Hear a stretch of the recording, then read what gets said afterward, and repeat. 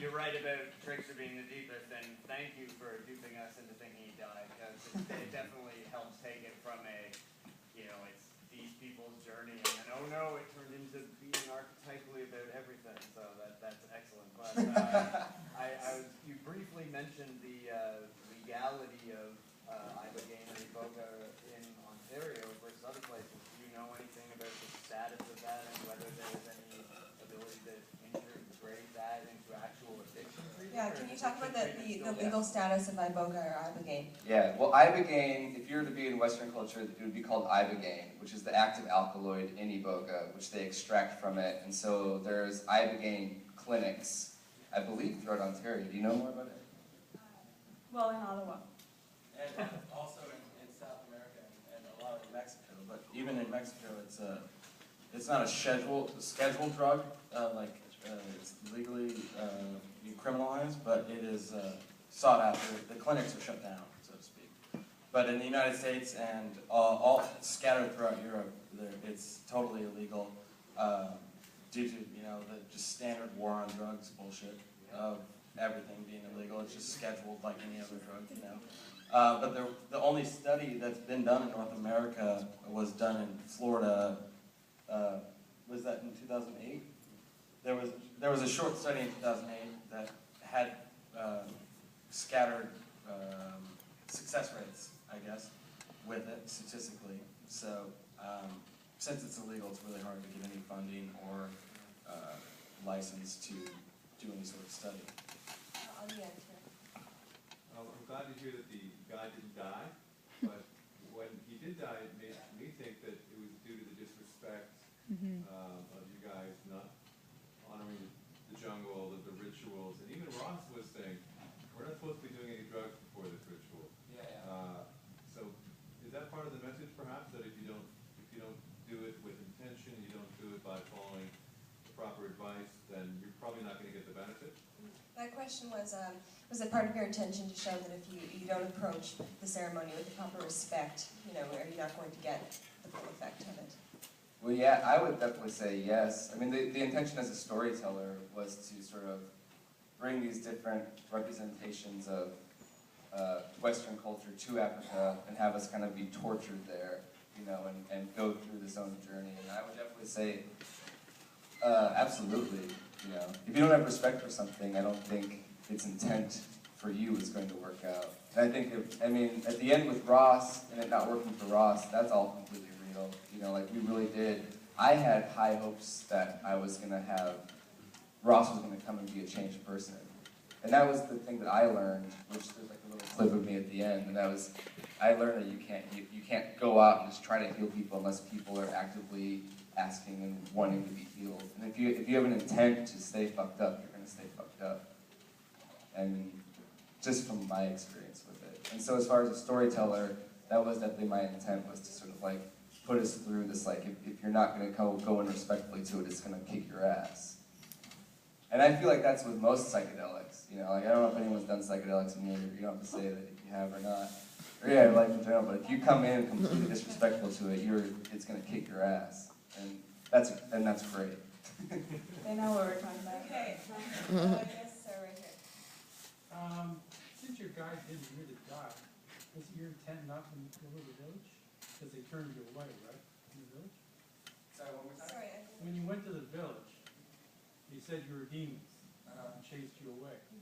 That was part of the sort of shamanic mythological journey. So you never actually really wanted to be there anyway.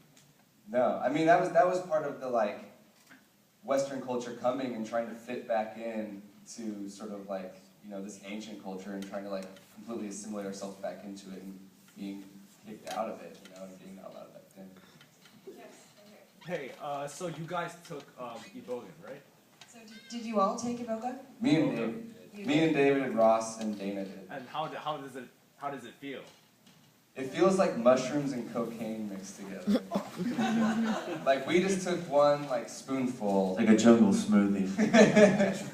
It's like an upper, but it's also a hallucinogen. I took, they would give us spoonful here, and the night that I really went through the thing that's in the film where I saw the deity and stuff like that, I took 3 spoonfuls of it. but my intent was to go there. You know, like I came in very respectfully, and I still, you know, have so much respect for Bwiti and so much respect for Ibando and what they're doing for the community in Gabon and trying to like bring this ancient religion back into a world that's been completely overtaken by Christianity and Islam. You know, I was very respectful of it, and I wanted it to take me somewhere. So I took 3 spoonfuls, and it's an intense upper, and then it would be like, if I were on it right now, every one of these lights would be like shining, insane lens flares.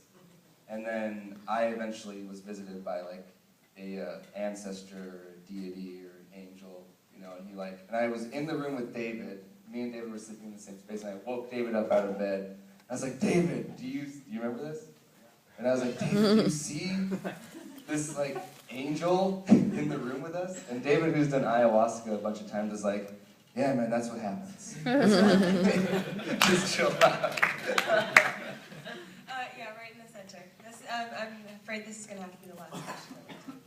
I noticed there was a couple of times where, as a viewer, I felt like you were breaking the fourth wall in the sense of like, there was a lot of references to Stop Filming Me or Ross, that one scene especially where he's like, hey man, do you want me to walk right? Do you want me to walk left? Like, what do you want me to do?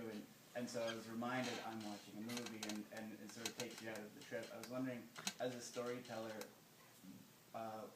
what was your intent if you were purposely, quote unquote, breaking the fourth wall? Like, how do you feel that assists in a trip? Felt like it was. Sorry, I just want to repeat that because there's a bunch of people that followed me. So, can you talk about your motivations and your intent for sort of breaking the fourth wall and you know, consistently acknowledging to the viewer that they're watching a film? Yeah. Well, there's a bunch of spots like that in the film. I mean, the main one is when Ross takes up his camera and says, "Nick, tell me what reality is," and then suddenly you see it breaks the wall between documentary and something else beyond that. And those were intentional. I mean, those were, like, when we went into it, it was like, Ross, you're going to have the mini DV camera, Sam, you're going to have the Hi8 camera, David will have a flip camera, and then we'll have the main camera. And so we'll have all these different cameras going so we can constantly be jumping back to say, like, who's really telling the truth and whose eyes is this coming from? And my intent with that was to, first of all, it makes it easier to edit.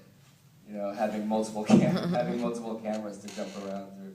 But also, it also, by breaking that wall, you know, like, I don't know, to me that's kind of part of the whole idea of like breaking, giving you perspective and breaking up in the head, you know, like getting beyond, you know, your body and getting beyond what you see just beyond your eyes. There's many different perspectives of looking at reality, you know, and by constantly reminding you, it serves 2 purposes. One, thematically, being able to like, see like there's many different ways of looking at something that's going on, and by each one looks very cinematic and beautiful, and one looks totally fucked up, but it's all kind of telling the same story. And then the other reason behind it was like, I felt as a filmmaker it made the film feel more real, you know, it makes you like get sucked into it more, like seeing something like a beautiful color-corrected HD camera and it's these beautiful shots, and suddenly you go to this like fucked up Hi8.